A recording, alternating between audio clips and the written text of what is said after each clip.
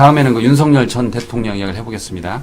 자, 윤 전 대통령 측이 구속영장 실질 심사를 앞두고서 영장 청구서 전문을 외부에 유출했다. 뭐 이런 내용이 나와가지고 정치권이 들끓고 있는데 피의자의 주민등록 번호는 물론이고 관련자의 진술 내용 등 민감한 수사 정보가 고스란히 드러났다라고 합니다.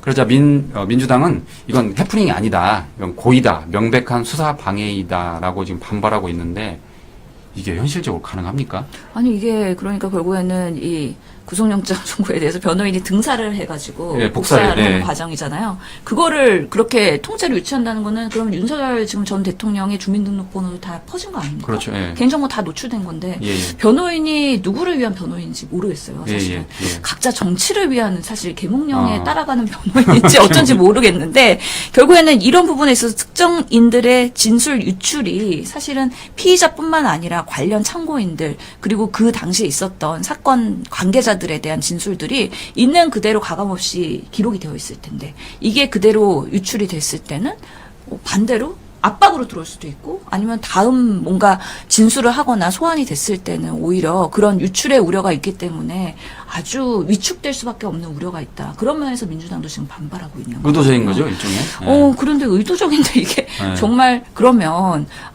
이게 정당하느냐에 대한 문제점에 대해서 우리가 다시 한번 생각을 해볼 필요가 있는 건데 하여튼 이 유출되는 거는 특검팀의 입장에서도 특수공무집행 방해 그리고 대통령 경호법 위반 여러 가지 부분에 있어서 지금 구속영장을 청구하고 그 청구의 근거가 그런 구체적인 진술들이었던 건데 이것을 공개하는 것이 과연 정말 윤석열 대통령한테 유리한 건지 잘 건가? 모르겠어요. 예, 예. 왜냐하면 구속영장 청구되고 나서 계속해서 관련된 단독이 나왔거든요. 단독 기사가 나오는데 그 기사들 보면은 경호처한테 총기 보여주면은 경찰들이 사실 총기 잘 못 다루니까 쫄 거야. 이런 거야. 방식으로의 총기까지 보여주고 그런 총기 난사에 대한 것들을 유도하는 그런 여러 가지 정황들이 나타나는 거잖아요. 그리고 지금 보면은 윤석열 대통령도 정권을 잃고 그리고 사실 그 조사 과정에서도 윤석열 변호인단이 없을 때는 경호처장부터 해갖고 그 주변인들의 진술이 바뀌는 시점이 있잖아요. 지금 그렇기 때문에 그런 진실을 말하는 증황 때문에 지금 구속영장도 청구가 된 상황인데 그런 부분에 있어서 뭔가 압력을 넣으려는 그런 변호인단의 의도였을까? 아니면은 뭔가 고의였을까? 아니면은 실수였을까? 아직은 모르겠지만 이거는 정당하지는 않은 상황이다라는 생각이 들어서 이 부분에 대해서는 앞으로 특검팀이 좀 더 강하게 대응을 해야겠다라는 생각이 듭니다.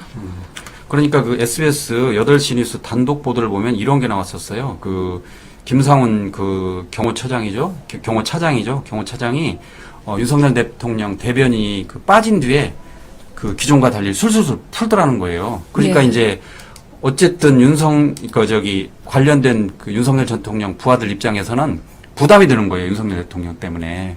예? 그런데 이런 것까지 또 이렇게 유출했다는 거는 어떤 의도가 있지 않냐라는 생각을 해보는데. 그렇죠. 예. 그래서 옛날에는 사실은 이런 조서가 만들어지면은 검찰들이 피의 사실 공표를 하면서 슬금슬금 언론에 흘려갖고 그게 문제가 됐어요. 그렇죠. 예, 예. 그런데 이번에 특검팀은 절대 유출하지 않았다. 라는 것 때문에 이거는 명확하게 변호인단을 통해서 유출된 걸 수밖에 없는 것인데 또 최근에 이런 JTBC 보고도 있어요. 그 국무회의가 있었던 비상겸의 그날 CCTV 에 대한 공개가 됐는데 예. 그 공개 내용에서도 보고 사실은 그 국무회의가 이루어진 시간이 우리는 보통 5분이라고 알려져 있었는데 실제로는 2분밖에 안 됐다는 거잖아요. 그래서 10시 16분부터 18분까지 2분 동안 있었고 윤석열 대통령이 나와서 이제 비상계엄령을 23분에 발표하기 시작하는데 결국에는 회의록이 없으니까 회의록을 작성해야 되는 의무가 있었던 그때 강희구 전 부속실장이 이 5분에 걸쳐 진행됐다고 하면서 시간도 잘못 기재를 합니다. 17분부터 22분까지 있었고 23분부터 비상계엄령을 선포했다라고 얘기를 하면서 이런 것들이 CCTV나 여러 정황에서 드러나고 있기 때문에 그날의 거짓된 은폐된 진실들이 지금 하나씩 드러나고 있다라는 면에서 정말 우리 국민들이 정말 윤석열 정권에 상당히 많이 속았구나. 그리고 그날에 어디까지가 내란의 공범이자 아니면 그런 참여자였는지에 대해서 조금 더 특검팀이 제대로 된 수사를 지금 진행하고 있다라는 좀 믿음이 가는 여러 가지 보도들이 지금 나오고 있는 상황이라고 생각합니다. 그래서 제가 조금 전에 그 드린 말씀을 다시 한번 보면은 그 김성훈 전 차장이죠. 경호차장이 윤석열 대통령의 호위무사를 자처했다가 입을 닫고 있던 이 김성훈 전 경호처 차장이 특검 조사 때 태도를 완전히 바꿨다는 거예요. 그래서 왜 그러냐 그랬더니 기사 내용을 보니까 김성훈 전 차장이 그 객관적인 증거가 제시되면서 버티기 힘들었을 걸로 보인다.